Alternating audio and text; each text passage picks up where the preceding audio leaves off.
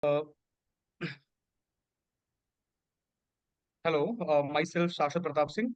So I'm currently pursuing my PGDM program from Jaipur Institute of Management, Lucknow, and here we have here I have for analysis of earnings call analysis of Dabur India Limited.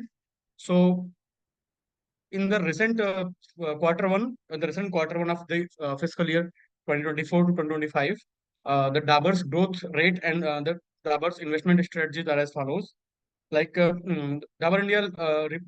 India Limited reported a robust quarter one financial year 25 performance with a consolidated revenue increase of 9.8% uh, in constant currency terms and 7% in INR. So the company achieved 7.3% growth in its India business, driven by 5.2% volume growth. International operations surged by 18.4%. Gross margins expanded by 120 basis points, so contributing on an 8.3% rise in operating profit. Dabur also saw market share gains in 95% of its portfolio.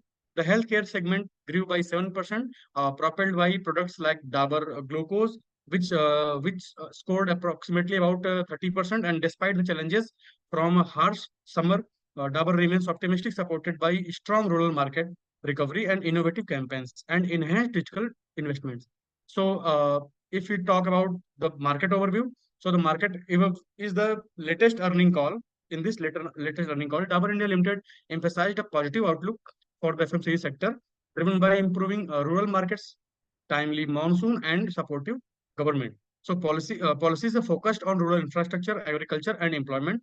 Despite challenges such as high food inflation and unprecedented heat waves, Dabur demonstrated robust performance in year 25, financial year 25, that is quarter one. So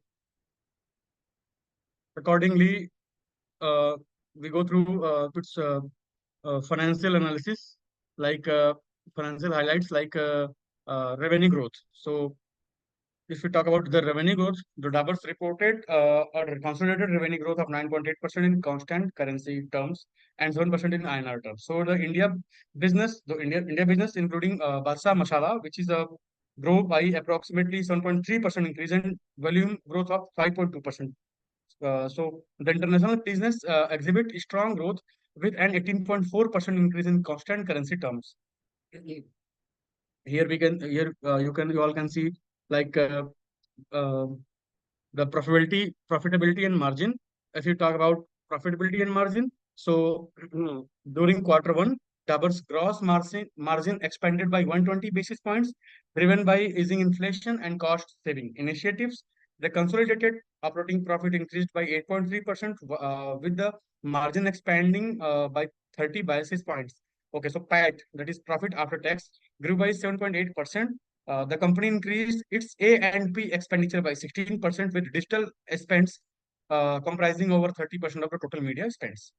So, if you talk about its international businesses, so Dabur's international businesses recorded an 18.4% growth in constant currency terms. The Turkey business grew by 19%, Egypt by 64%, and MENA by 13%, and the SSA businesses by 21%. Despite some challenges from currency devaluations in market like Egypt, Nigeria, and Turkey, Dabur's performance remained strong. So, if you talk about the future outlooks, so Dabur remains optimistic due to good macroeconomic economic indicators and government is spending in rural areas. The company is committed to delivering profitable growth, supported by strategic investments in brands, distribution expansions, enhanced manufacturing capabilities, and digital achieve advancements. So these were the future outlook, international businesses, and profitability and margin. So if you talk about business performance in India, sorry, that is domestic business performance. So Dabur's healthcare portfolio grew by 7%, with significant segments like digestives up by 11% and health supplements by 7%. So if you talk about particularly health juices and baby care, also it's experienced a double-digit growth. So, however, the harsh summer impacted brands like Shilajit and Dabur Honitus. Health supplements like Dabur Glucose surged over 30%, gaining 70 basis points in market share. So it's a very good thing about Dabur. It will be a good it will be a good leads towards achieving more and more market capture, market share in FMC sector. So if you talk about the revenue performance, if you talk about the revenue performance by segment, different segments have different revenue growth and uh, different performances. So home and personal care, if you talk about home and personal care, that is HPC. So the HPC segment achieved an 8.1% growth. Notably, the shampoo and post wash segments grew by 14%, driven by the Vatika franchisee. So hair oil witnessed a 3.3% growth, with coconut oil posting a robust 20% growth. The oral care portfolio grew by 11.4%, led by Dabur Red franchisee, growing at 12%, and Meswak. Meswak is a facial cream. So its market share rise by 18% in this first quarter of the year 2024-2025. So home care registered at an 8% growth, and propelled by Odonil and new product launches in different segments. So if we talk about the food and beverage segment, so the food and beverage segment grew by 4%. Within this, the foods business demonstrated exceptional performance with a 21% growth. So Badshah Masale also posted a robust 15% year-on-year growth. So, however, the jams and nectars segment faced challenges due to the harsh summer, which shifted consumer preferences towards thirst-quenching products like carbonated beverages. So, these are the performance of revenue performance by segments and different segments like home care, personal care, food and beverages, and all. So, and if you talk about the main key takeaways from the quarter one performance, so in this condition, the quarter one performance is very strong, and it can lead towards being a market leader.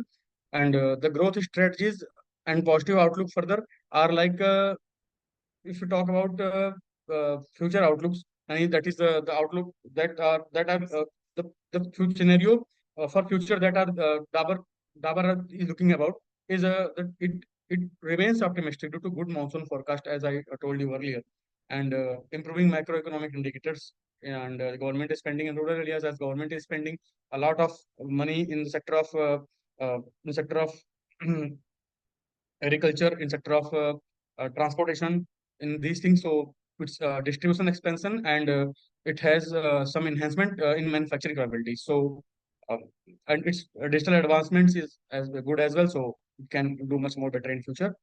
So that's all about my side about the you can see in the PPT that I have made. It's going through all these things like the analysis of quarter one financial year. It tells about everything, that is revenue growth, profitability and margin, international business, future outlooks, domestic business performance. If is, we have some international business performance as well, like mentioned here. And so the takeaways and outlooks are there, like strong quarter one performance, market leadership and growth strategy, and positive outlook further. So by this, we are going to stop this presentation.